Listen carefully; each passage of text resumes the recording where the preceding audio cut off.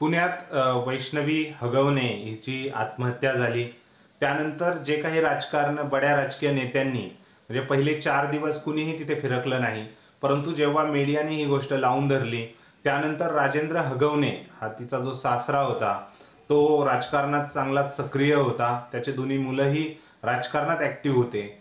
आणि ह्या सर्व असताना आता राजकीय नेत्यांची एकच वर्दळ हे कसपाटे जे वैष्णवींचे वडील आहे त्यांच्या घरी जाऊन त्यांना सांत्वनपर भेट देत आहे.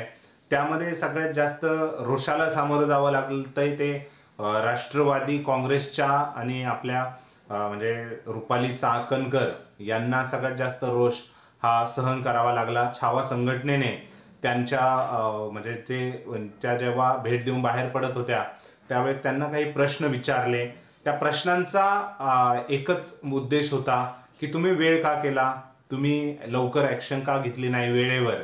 या बोलण्यामागचा रोष होण्याचं कारण म्हणजे जेव्हा राजेंद्र हगवणे यांची मोठी सून मयुरी जगताप हिने ज्यावेळेस याच्या आधी तिच्यावर जेव्हा अत्याचार झाले त्यावेळेस तिने पोलिसांमध्येही धाव घेतलेली.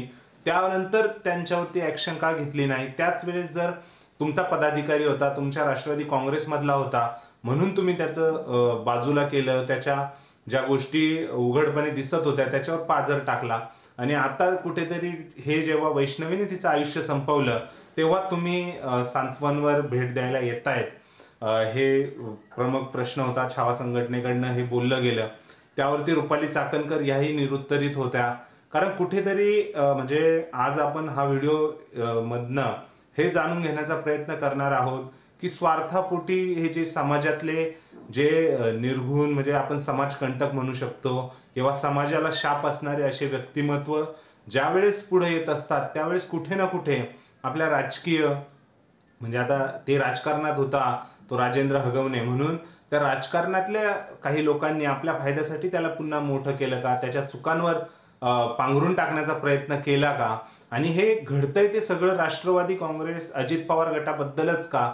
कारण महाराष्ट्रात मागच्या 4 महिन्यापासून जे काही गोष्टी घडल्यात, ज्या एका समाज आपण जे म्हणतो राजकारणातले लोक त्यांच्याकडे बघून पूर्ण समाज बघत असतो, शिकवण घेत असतो. आणि आता इलेक्ट्रॉनिक्स मीडियाच्या जमान्यात राजकारणी हे एखाद्या हिरोच्या म्हणजे याच्यामध्ये आलेले आहेत रोलमध्ये, त्यांच्याकडे बघून अनेक नवीन पिढी घडत असते. आणि अशा वेळेस अजित पवार गटाच्या राष्ट्रवादी काँग्रेसकडनंच अशी लोक का बाहेर येत आहेत, त्याच लोकांची अशी प्रकरणं का बाहेर येत आहेत, हे आपण जाणून घेण्याचा प्रयत्न करणार आहोत.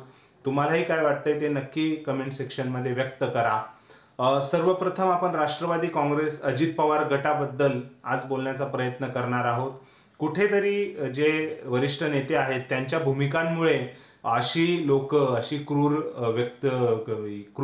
याची लोक पुढे येत आहेत का, असं आपल्याला बघण्याची गोष्ट आहे. सर्वप्रथम तुम्हाला आठवत असेल एक पोर्शे कारने 2 युवकांना, एक युवती आणि एक युवक होता, त्यांना उडवल्याची घटना पुण्यामध्ये 1 वर्षापूर्वी घडली होती. त्यावेळेस त्या दोन्ही युवकांचा मृत्यू झाला होता आणि एक बिल्डरचा मुलगा हा ती पोर्शे कार चालवत होता अंमली पदार्थाचं सेवन करून.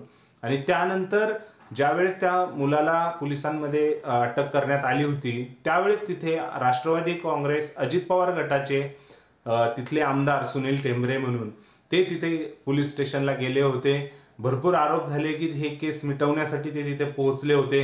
त्यानंतर पूर्ण म्हणजे गोष्टी एकदम इतक्या थराला गेल्या होत्या की Sunil Tembhare out of reachable झाले होते. त्यानंतरही अजित पवार गटावर अशीच टीका करण्यात आली की लोक ज्या चुका होत आहेत त्यावरती पांघरून घालतायत. त्यानंतर धनंजय मुंडे यांचं प्रकरण तर म्हणजे बीडमध्ये धनंजय मुंडे यांचे अगदी जवळ असलेले आणि राष्ट्रवादी काँग्रेसचे तालुकाध्यक्ष असलेले म्हणजे अजित पवार गटाचे पदाधिकारी असलेले यांचा संतोष देशमुख सरपंच यांच्या हत्येमध्ये हात असल्याचा पुढं येतं. अतिशय निर्गुणपणे संतोष देशमुख यांची हत्या झाली. त्यामध्ये विष्णू चाटे, वाल्मिक कराड यांना प्रमुख आरोपी बनवण्यात आलं. त्यांच्यासोबत 6 जण आहेत अजून. म्हणजे हे सर्व घडत असताना अजित पवार ते कुठेही काही बोलले नाही.